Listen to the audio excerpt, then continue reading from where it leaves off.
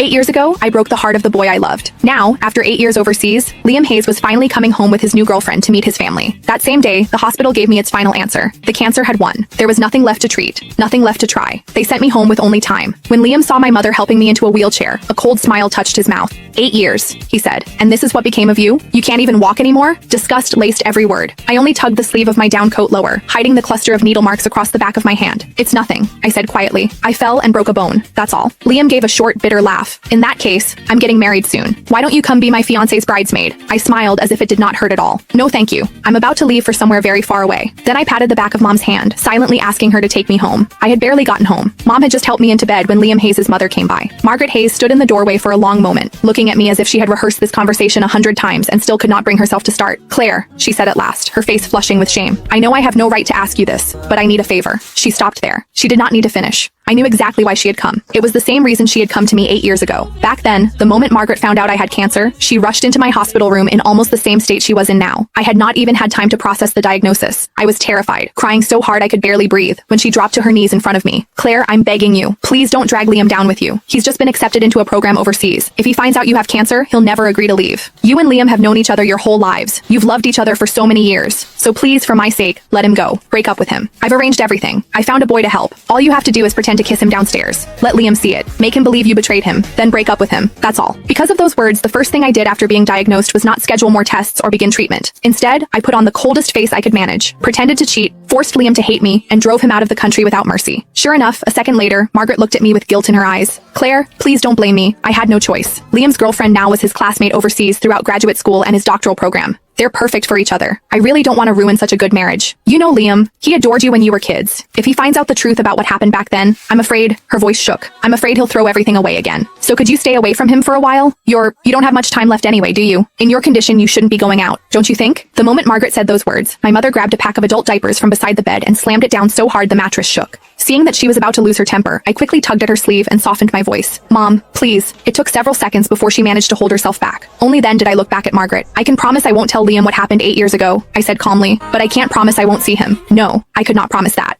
Because during all 8 years of surgeries, chemo, and hospital ceilings, there had never been a day when I stopped missing Liam. Chapter 2. When chemotherapy became too much to bear, I would clutch the old photo of Liam and me until my fingers cramped. Some nights, that picture was the only thing that kept me from giving up. I went through more surgeries than I could count. Some minor, some so dangerous, Mom signed the consent forms with shaking hands. More than once, I was rushed into the ICU and almost did not wake up again. Every time, Mom stood beside my bed and shouted herself hoarse. Claire,